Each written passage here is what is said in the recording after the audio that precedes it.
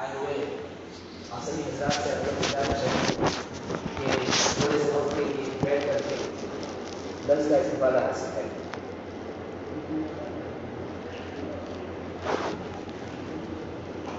جزاک اللہ خیر.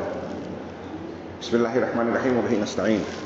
الحمد للہ رب العالمین والصلاة والسلام علی سید المرسلین وعلی آلہ وصحبہ اجمعین ومن تبعہم بإحسان الی یوم الدین.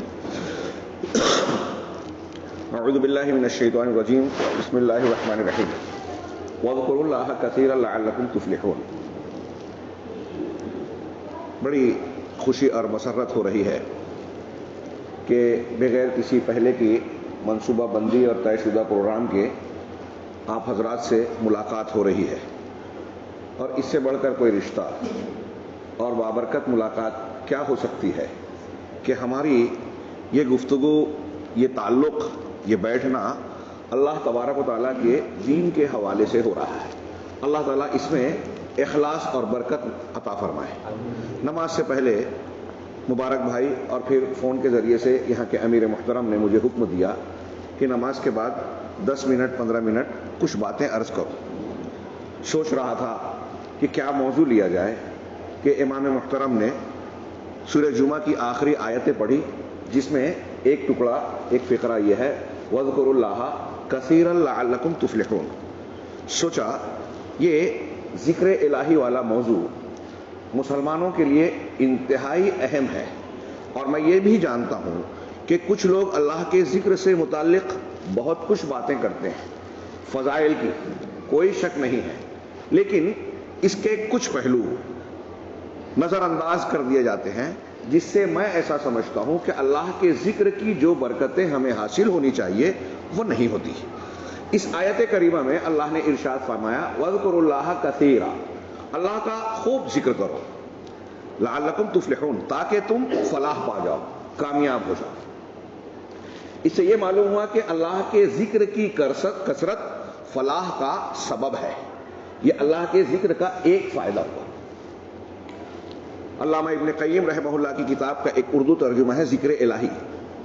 اس کی طرف اگر آپ مراجعہ کریں گے تو اس میں انہوں نے غالباً یہ بیان کیا ہے اور کچھ چیزیں وضاحت بھی فرمائی ہے کہ اللہ کا ذکر کرنے کے جو فوائد قرآن و حدیث نے بیان کیے، فضائل اور فوائد دنیا اور آخرت سے متعلق، وہ کم و بیش 100 ہے، 100 سے زیادہ ہے.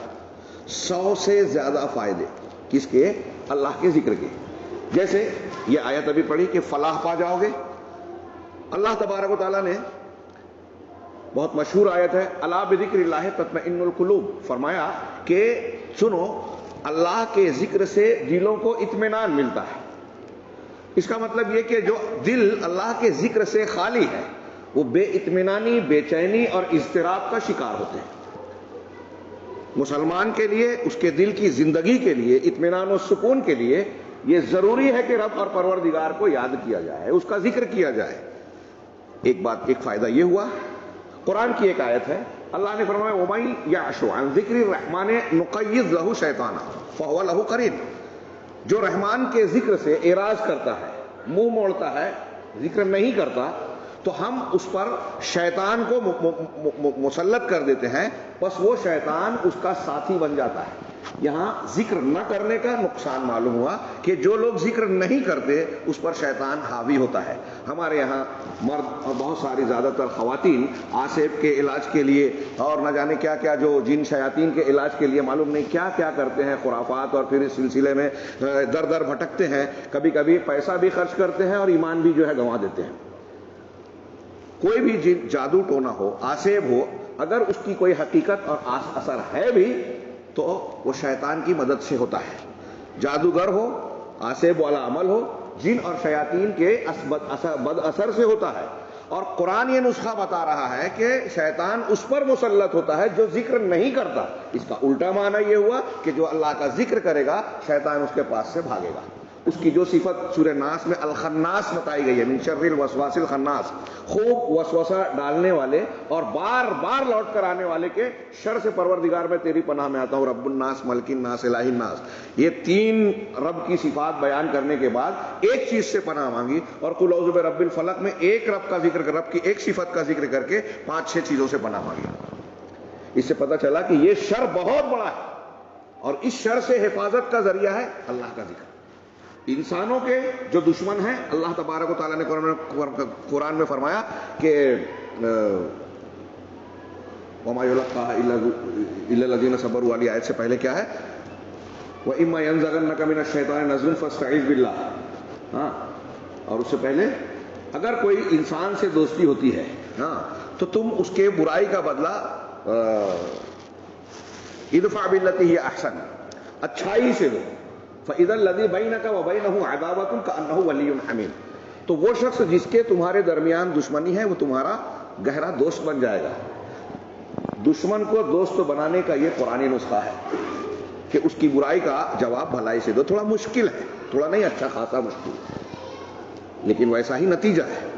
تو انسانی دشمن سے نپٹنے کا طریقہ ہے کہ اس کی برائی کا جواب اچھائی سے دو، اور شیطانی دشمن سے بچنے کا ذریعہ ہے وَإِمَّا يَنزَغَنَّكَ مِنَ الشَّيْطَانِ نَزْغٌ، جب شیطان کوئی وسوسہ ڈالے، اس کی کچھ چھاپ پڑے، فَاسْتَعِذْ بِاللَّهِ، تو اللہ تبارک و تعالیٰ کی پناہ طلب کرو۔ ظاہر سی بات ہے کہ آپ اعوذ باللہ من الشیطان الرجیم یا معوذات یا معوذتین جو بھی پڑھیں گے سب اللہ کا ذکر ہے۔ اس سے شیطان بھاگتا ہے، ذکر سے دل کو سکون ملتا ہے۔ نیند کی گولی اور فلاں چیز جب عادی ہو جاتا ہے آدمی کام نہیں کرتی، اللہ کے ذکر سے جو سکون ملتا ہے کسی چیز میں نہیں ملتا۔ اس سے رزق میں برکت ہوتی ہے، اس سے انسان کے جسم اور اس کے دل و دماغ کو حوصلہ ملتا ہے۔ میں اشارہ کروں بخاری کی وہ روایت جو آپ بہت مرتبہ سنیں اور بات طویل نہ ہو اس کے لیے صرف اشارے سے کام لوں، کہ حضرت فاطمہ رضی اللہ تعالیٰ عنہا کے ہاتھ میں چھالے پڑ گئے تھے نا، چکی پیستے ہوئے، پتہ چلا اللہ کے رسول اللہ کے پاس غلام آئے ہیں خادم کے لیے، چلی گئیں، آپ نہیں تھے، حضرت عائشہ کو بتایا، واپس لوٹ آئے، رسول اللہ صلی اللہ علیہ وسلم آئے، معلوم ہوا حضرت فاطمہ اور علی کے گھر پہنچے، یہ دونوں بستر پہ تھے، انہیں روک دیا، اور پھر اس کے بعد نبی پاک صلی اللہ علیہ وسلم نے کیا فرمایا کہ کیا میں تمہیں کوئی ایسی بات نہ بتاؤں جو تمہارے لیے خادم سے بہتر ہے؟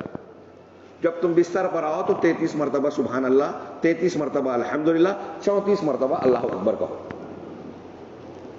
میں اکثر کئی مسجدوں میں یا دروس وغیرہ میں یہ بات بیان کیا، اب سامعین سے کہتا ہوں کہ تھوڑی دیر کے لیے سوچئے، آپ کے اور میرے گھر میں میری والدہ، بیوی یا بیٹی جو بھی گھر کی خواتین ہیں، یہ اگر مطالبہ کریں کہ واشنگ مشین لا دو، بڑی دقت ہوتی ہے، ہاں وہ مکسر لا دیجئے، مسالہ وغیرہ پیسنے میں بڑی دقت اور پریشانی ہوتی ہے، ہم مشین سے کر لیں گے۔ آپ ان کو جواب میں بولو کہ سبحان اللہ الحمدللہ اللہ اکبر پڑھ لو، کیا بولیں گے؟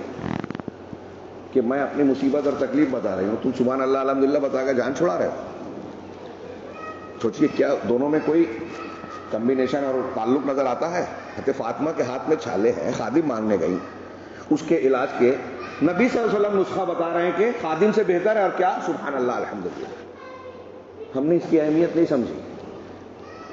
اس میں اللہ کے نبی صلی اللہ علیہ وسلم اپنی لخت جگر کو بتا رہے ہیں کہ یہ اللہ کا ذکر کرو گے تو اللہ کا ذکر کتنی برکت والا ہے۔ اللہ کا ذکر انسان کو تکلیفیں اٹھانے اور مشقتوں کو آسان کرنے کا حوصلہ عطا کرتا ہے، یہ روحانی قوت ہے، برکت کا ذریعہ ہے، چھوٹے موٹے فائدے نہیں ہیں۔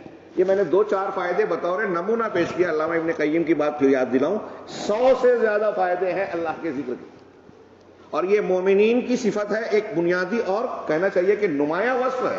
ابھی آپ نے فرمایا یہ سورہ جمعہ کیا ہے کہ تم خوب ذکر کرو تاکہ سورہ احزاب میں اللہ نے فرمایا یا ایھا الذین آمنوا اذکروا اللہ ذکرا کثیرا، اے ایمان والو اللہ کا خوب ذکر کرو، وسبحوہ بکرۃ واصیلا، اور صبح شام اس کی تسبیح کنا رہو، تسبیح بیان کرتے رہو، پاکی بیان کرو۔ اب اگر اللہ کا ذکر، پہلے یہ سوال کہ اللہ کا ذکر خوب کرنا کیا مطلب ہے؟ کون آدمی ہے، کتنا ذکر ہم کریں گے تو خوب ذکر کرنے والوں میں شامل ہو جائیں گے؟ والذاکرین اللہ کثیرا والذاکرات اسی سورے میں ہے، کئی مومن مردوں اور عورتوں کے صفت بیان کی، ان کے لیے اللہ نے اجر عظیم اور مغفرت تیار کر رکھی ہے۔ تو اس سے پتہ چلا کہ ذکر خوب کرنا اجر اور مغفرت کا ذریعہ بھی ہے، گناہوں کو مٹانے کا ذریعہ بھی ہے۔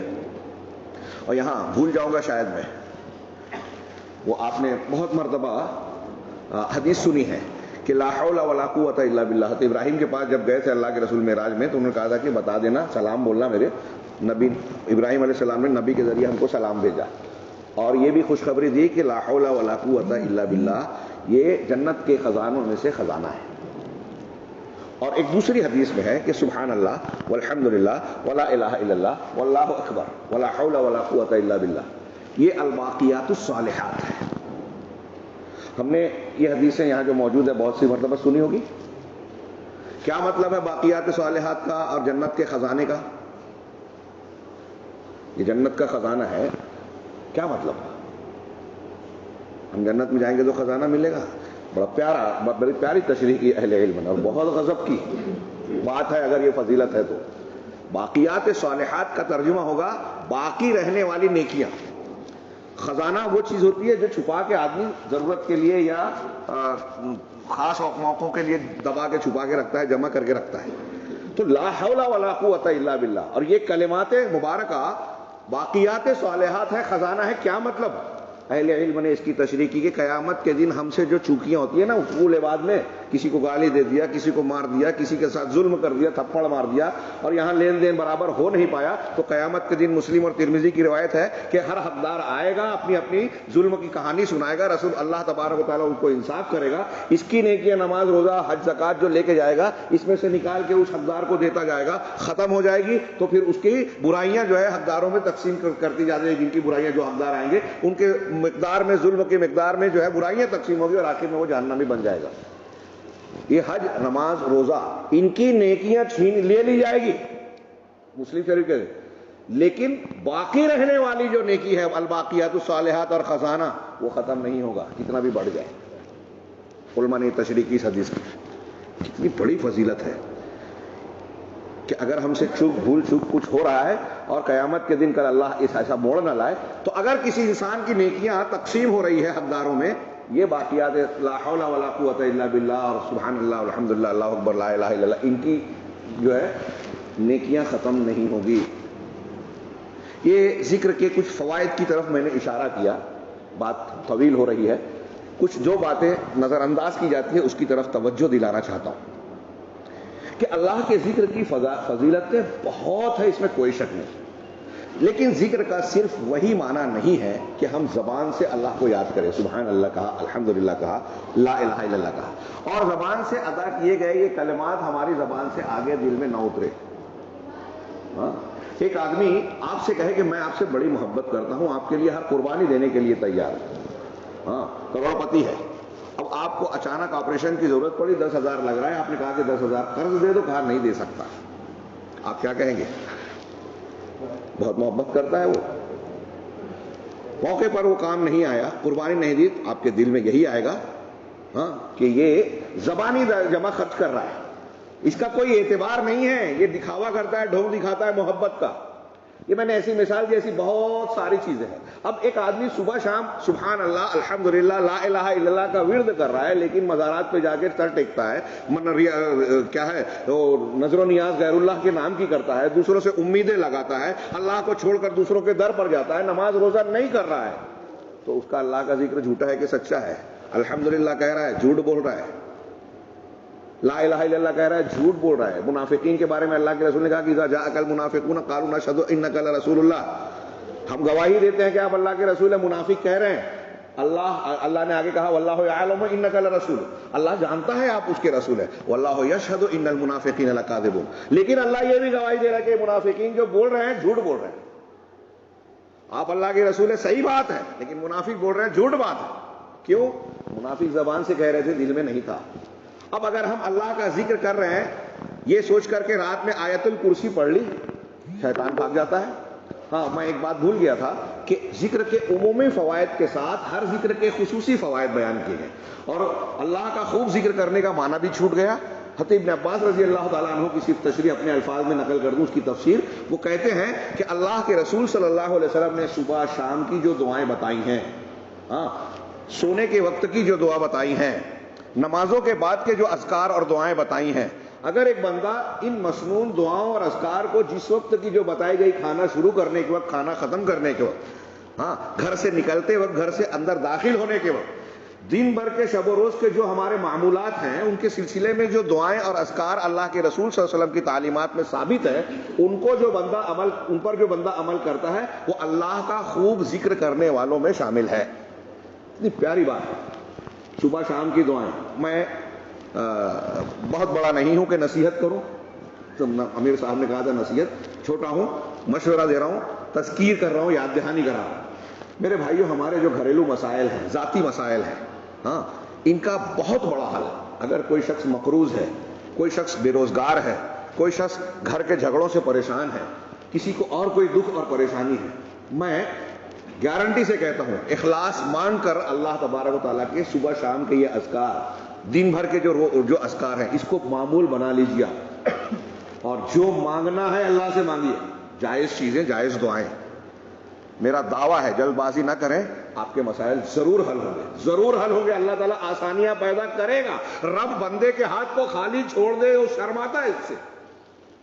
ذکر کر کے تو دیکھیے، صحیح روایت میں حضرت نوح علیہ السلام اپنے بیٹے کو موت کے وقت تلقین کرتے ہیں، ہاں، کہ لا الہ الا اللہ پڑھو، ساتوں آسمان ساتوں زمین ایک پلڑے میں رکھی جائے ترازو کے، اور دوسرے میں لا الہ الا اللہ، تو لا الہ الا اللہ بھاری ہوگا، کتنا وزندار ہے، اور آسمان زمین سب ایک مل کر ایک ہو جائیں مبہم، تو لا الہ الا اللہ ان کو پاش کر دے گا، توڑ دے گا۔ کتنا پاورفل کلمہ ہے، اس کی فضیلتیں اپنی جگہ۔ اور سبحان اللہ و بحمدہ کی بھی میں تم کو تلقین کرتا ہوں۔ حضرت نوح علیہ السلام نے دو باتوں کی تلقین کی، دو باتوں سے منع کیا۔ سبحان اللہ و بحمدہ کہا کہ اسی سے لوگوں کو رزق ملتا ہے۔ آپ روزی روٹی میں برکت چاہتے ہو نا، سبحان اللہ و بحمدہ، اللہ کی تعریف کے ساتھ اس کی تسبیح بیان کرنا، اس کو لازم پکڑیں۔ پھر ایک ایک چیزیں جو ہے، میں نے جیسا کہ عرض کیا، آپ صبح کی دعائیں، شام کی دعائیں جو میں نے ذکر کیا، ان میں سے ہر دعا اور ہر ذکر کا الگ فائدہ بتایا رسول اللہ صلی اللہ علیہ وسلم نے، کہ آپ حسبی اللہ لا الہ الا هو علیہ توکلت وهو رب العرش 7 مرتبہ صبح، 7 مرتبہ شام کو پڑھیں۔ حسن درجے کی، کچھ لوگوں نے ضعیف کہا ہے، علامہ البانی نے آخری تحقیق کی کہ یہ حسن درجے پہنچتی ہے۔ تو آپ کی مشکل کام آسان ہو گئے۔ کوئی کام مشکل پڑ رہا ہے، امتحان ہے، تقریر ہے، فلاں کام ہے، کوئی دقت آ رہی ہے، مشکل کو آسان کرنے والی دعا صبح شام پڑھیے، بسم اللہ الذی لا یضر مع اسمہ شیء فی الارض ولا فی السماء وهو السمیع، صبح 3 مرتبہ، شام میں 3 مرتبہ، جس نے پڑھی آسمانی آفتوں سے محفوظ رہے گا۔ حضرت عثمان ابن عبان یہ جب بیان کر رہے تھے تو شاگرد نے کہا ان کو فالج کا اثر تھا، انہوں نے فالج زدہ ہاتھ کو دیکھنے لگے، مسکرانے لگے، کہا مجھے مت پتا تھا کہ آپ لوگوں کو شک ہوگا کہ اگر آپ یہ دعا جانتے ہو تو آپ پر فالج کا حملہ کیسے ہو گیا۔ اللہ کے رسول نے انہوں نے بیان کیا کہ مجھے اچھی طرح یاد ہے کہ جس دن مجھ پر یہ حملہ ہوا، اس دن میں نے یہ دعا پڑھنا میں بھول گیا تھا، میں نے نہیں پڑھی تھی۔ نبی کریم صلی اللہ علیہ وسلم سے ایک شخص نے آگے کہا کہ رات کو مجھے ایک بچھو نے ڈس لیا، ڈنگ مار دیا، کہا اگر تم شام ہوتے ہوتے اعوذ بکلمات اللہ التامات من شر ما خلق 3 مرتبہ پڑھ لیتے یا یہ پڑھ لیتے تو بچھو ڈنگ نہیں مارتا۔ بچھو سے بچنے کا نسخہ دیکھیے، ہے نا، ذکر کا اور اس کا کوئی تناسب نظر آتا ہے؟ کسی جگہ پر پڑاؤ ڈالتے ہوئے یہ کلمات پڑھ لیا، اللہ کے رسول کی صحیح حدیث ہے غالباً مسلم کی، اعوذ بکلمات اللہ التامات، تو جب تک وہ وہاں پڑاؤ ڈالا رہے گا، جنگل میں کیوں نہ ہو، کوئی چیز اس کو زور ضرر اور نقصان نہیں پہنچا سکے گی۔ اب ان میں سے ہر دعا کے کلمات، اس کے معنی مطلب کے بیان کرنے کا وقت نہیں ہے، ویسے بھی میرا وقت زیادہ ہو رہا ہے۔ عرض یہ کرنا ہے کہ ذکر کی اتنی فضیلتیں ہیں، لیکن اس کے بارے میں 2-3 باتیں جو میں نے ایک بات شروع کر کے پیچھے چلا گیا، وہ یہ پہلی بات کہ ہم جس ذکر کو ادا کر رہے ہیں اس کا معنی، مفہوم، اس کی گہرائیاں، یہ ہمارے دل و دماغ میں اگر ہو تو اس کی برکت اور اس کے فائدے اور فضائل ملنے کا زیادہ امکان ہے۔ اور اس وقت جب ہم اللہ کا ذکر کر رہے ہیں، لا الہ الا اللہ ایک طرف پڑھ رہے ہیں لیکن دوسری طرف شرک کر رہے ہیں، زبان سے شرکیہ کلمات، فلاں کی قسم، آج کل ہندوانہ اور سماج کا بڑا اثر ہے ہمارے ہاں، ہم مسلمانوں سے سنتے ہیں تیرے ابا کی قسم، تیرے اماں کی قسم، فلاں کی قسم، ڈھما کی قسم، جبکہ اللہ کے رسول نے فرمایا کہ اللہ کی قسم کھانا شرک ہے، شرک اصغر ہے۔ ہاں، ڈنڈا، تعویذ، پھونک جھاڑ، نہ جانے کون کون سی شرکیات ہم کرتے ہیں یا کرواتے ہیں، دیکھ رہے ہیں، کوئی زبان سے کلمات، کچھ دوسری چیزیں۔ میں عرض یہ کرنا چاہتا ہوں کہ ایک طرف ہم کلمہ یا ذکر پڑھ رہے ہیں، کوئی بات، یہ شیخ کوئی بات نہیں، اگر کوئی ذکر کر رہے ہیں اور دوسری طرف ذکر کی مخالفت کر رہے ہیں تو ذکر کا فائدہ نہیں ہوگا۔ آیت الکرسی پڑھ رہے ہیں، آیت الکرسی میں توحید کا جو بیان ہے، اللہ کی عظمت ہے، اس کے اسماء و صفات ہے، ہم کو پتہ ہی نہیں ہے، اور شوق بھی نہیں ہے. فضائل جان لیا، مسائل نہیں جانتے. ہمارے یہاں کچھ لوگ کہتے ہیں کہ فضائل دیکھو مسائل مت دیکھو. بہت غلط بات کہتے ہیں. اگر آپ مسائل نہیں جانتے تو آپ فضائل نہیں پائیں گے. علم کو حاصل کرنے کی جو فضیلت بتائی گئی، جاہل اور عالم کا جو درجہ فرق بتایا قرآن و حدیث نے، وہ ایسے ہی نہیں ہے. قل هل يستوي الذين لا يعلمون والذين لا يعلمون. آپ اور ہم علم سے بیگانہ ہو گئے. وہ پرانا دور تھا کہ اللہ کے رسول صلی اللہ علیہ وسلم کے زمانے میں صحابی رسول، حضرت امام بخاری نے بتایا، ایک صحابی، ایک سنتے ہیں کہ فلاں صحابی کے پاس ایک حدیث ہے جو میں نہیں جانتا، 1 مہینے کا سفر کر کے گئے. کتنا؟ 1 مہینے کا سفر کر کے ایک حدیث سننے گئے. ہمارے یہاں علماء آ جائیں، میں اپنے آپ کو نہیں کہہ رہا ہوں، ہاں، علماء آ جائیں، موقع ملے، آپ کے قریب میں کن فقیہن ہو رہا ہے، یہاں کے کچھ بچے ماشاءاللہ بہت خوشی ہوتی ہے جو دوسری مشغولیات میں ہیں، لیکن ان کے ہاں آج علم کا شوق ہے. یہی دیکھ کے ایسا محسوس ہوتا ہے کہ تھوڑے سے زندہ ہیں، قدر و قیمت. ہمارے یہاں علم کی قدر ودر نہیں رہ گئی ہے. قرآن تبرکن پڑھیں گے، رمضان المبارک میں بغیر سوچے سمجھے پڑھ لیں گے، تفسیر نہیں معلوم، قرآن پڑھ رہے ہیں، اس میں لکھا ہوا ہے سود حرام ہے اور سودی لین دین کر رہے ہیں. تو یہ قرآن ماننا ہوا، پڑھنا ہوا کیا؟ آپ نے قرآن پڑھا ہی نہیں، گلے سے نیچے اترا ہی نہیں. شرک مت کرو، اور شرک کر رہے ہیں. قرآن کہہ رہا ہے لا تشرک باللہ شیئا ان الشرک لظلم عظیم. ایک طرف یہ پڑھ رہے ہیں اور شرک بھی کر رہے ہیں. ماں باپ کو اف نہ کہو، کہا جا رہا ہے، قرآن نے کہا، اور بندہ ماں باپ سے جو ہے گالی گلوچ کر رہا ہے، گھر سے نکال رہا ہے، ظلم کر رہا ہے. قرآن کہاں پڑھا؟ تو ایسے ہی یہ اذکار کا معاملہ ہے کہ ایک طرف ہم ذکر کر رہے ہیں، لیکن سبحان اللہ، الحمدللہ، سبحان اللہ و بحمدہ کی اتنی پاور اور اس میں اتنی قوت ہے. کیوں ہے؟ یہ جاننے کی ہم کو توفیق ہی نہیں ہوتی. اہل علم سے ساتھ دیجیے، علم حاصل کرنے کا شوق پیدا کیجیے. جہاں علماء ہیں ان سے مراجعہ کیجیے. یہ بہت خوبصورت، اس سے لذیذ ایک جملہ یاد آ گیا، لذیذ بولا تو. علامہ ابن تیمیہ نے بعض سلف کا قول نقل کیا، سفیان ابن عیینہ یا دوسرے، کہتے ہیں کہ دنیا میں سب سے بدنصیب وہ ہے، بہت محروم، نعمت سے محروم ہے، جو دنیا میں آیا اور دنیا سے چلا گیا اور اس دنیا میں موجود سب سے زیادہ لذت والی نعمت سے جو ہے محروم رہ گیا. لوگوں نے پوچھا سب سے زیادہ لذت والی نعمت کیا ہے جس میں مزہ آتا ہے سب سے زیادہ؟ جیسی نعمت کوئی اور نہیں ہے. کہا اللہ تبارک و تعالیٰ کا ذکر، اللہ کی معرفت، اس کے اسماء و صفات کا علم اور معنی، اللہ تعالیٰ سے انسیت اور اس کی معرفت. آپ اللہ کے جو نام پڑھتے نا، سبحان اللہ، الرحمن الرحیم، الحی القیوم، الغفار وغیرہ وغیرہ، جو اللہ کے اسماء حسنہ صفات اولیاء ہیں، اس کے معنی اور مطالب جو علماء نے بیان کیے، اور اللہ کی جو عظمت اس سے، اگر آپ اس کو سمجھیں گے تو اللہ کی عظمت اور توحید دل میں مضبوط ہوگی، بندگی مضبوط ہوگی، ساتھ ساتھ آپ کو بڑا اطمینان، سکون اور لذت ملے گی، بہت لذت ملے گی. میں ہوائی بات نہیں کہہ رہا ہوں، پڑھ کے دیکھیے، علماء کرام سے مراجعہ کیجیے. تو یہ جو جیسے کن فقیہ نے آپ سے بہت قریب ہے. اب آپ کے یہاں کے کچھ بچے جاتے ہیں، دین کو سمجھ کر کیجیے عمل. میں وہی عرض کرتا ہوں کہ آیت الکرسی کی یہ فضیلت تو پڑھ لی کہ جس نے رات میں بستر پر پہنچ کر پڑھا تو شیطان بھی نہیں قریب آئے گا، ایک فرشتہ حفاظت کرے گا، اور چوری بھی نہیں ہوگی گھر میں. واقعی صحیح ہے، ہمارا ایمان ہے، اللہ کے نبی صلی اللہ علیہ وسلم نے بیان فرمایا ہے، لہذا ہم مانتے ہیں، یقین ہے. لیکن آپ آیت الکرسی پڑھ رہے ہیں اور آیت الکرسی کے مضمون کی مخالفت کرتے ہیں، آپ کا عقیدہ، آپ کا عمل اس کے خلاف ہے، تو آپ آیت الکرسی نہیں پڑھ رہے ہیں. ایسے ہی تمام اذکار جو ہے. تو پہلی بات کہ زیادہ اس کی برکتیں حاصل کرنے کے لیے ذکر و اذکار کے معنی اور مطالب سمجھیں. میرے پاس وقت ہوتا ہے، کسی وقت اور آئیں گے، درس اگر ہوگا تو اللہ کے بعض اذکار کے معنی اور اس کی گہرائیاں جانیں گے. صرف اللہ کے ناموں میں سے کسی ایک نام کو لے کر کوئی صاحب علم بیان کرے نا، العظیم، اس کا معنی کیا ہے، گہرائیاں کیا ہے، اس کے کیا کیا تقاضے اور اثرات ہیں، تو 1 گھنٹہ کم ہے، گھنٹوں کم ہے. تو آپ سوچئے کہ میں ان اذکار کی کتنا حق ادا کر سکتا ہوں، اور وہ بھی کم علم آدمی. خیر، تو پہلی بات کے معنی مطلب سمجھا جائے، اور اس میں خاص طور سے جو اللہ کی عظمت اور عقیدے کی بات ہے اس کو قبول کر کے جب آپ اس کو کہیں گے، لا الہ الا اللہ کے معنی اور مطالب کو سمجھ کے جب یہ کہیں گے تو اس کی برکت زیادہ ملے گی، اس کا فائدہ حقیقت میں ملے گا. لیکن کتنے لوگ ہیں آج یہ کلمات کہتے ہیں اور ان کا عقیدہ ان کلموں کے خلاف ہے، لہذا ان کی یہ بات جھوٹ ہے اور فضیلتوں سے محروم ہے. ہم سوچتے ہیں مسلمان دعا مانگتا ہے قبول کیوں نہیں ہوتی، ایک پہلو یہ بھی ہے اس کا.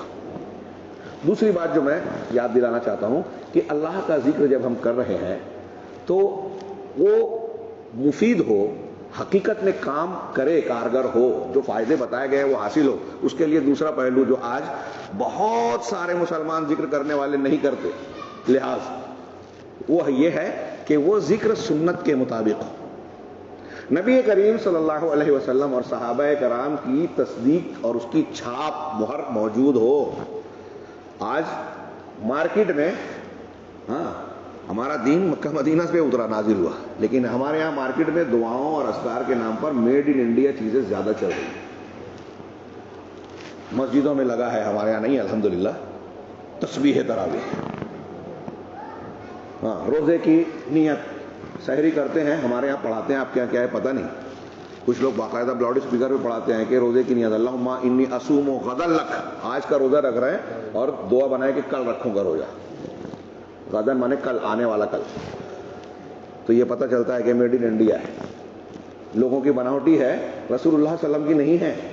قرآن خوانی کر رہے ہیں, ذکر کر رہے ہیں, اس کا یہ نصاب, یہ 1,00,000 مرتبہ اتنی پڑھو گے تو ایسا ہو جائے گا, وہ اتنا پڑھو گے تو ویسا ہو جائے گا. کہاں سے لائی ہے؟ کچھ نہیں, بزرگوں کا تجربہ ہے.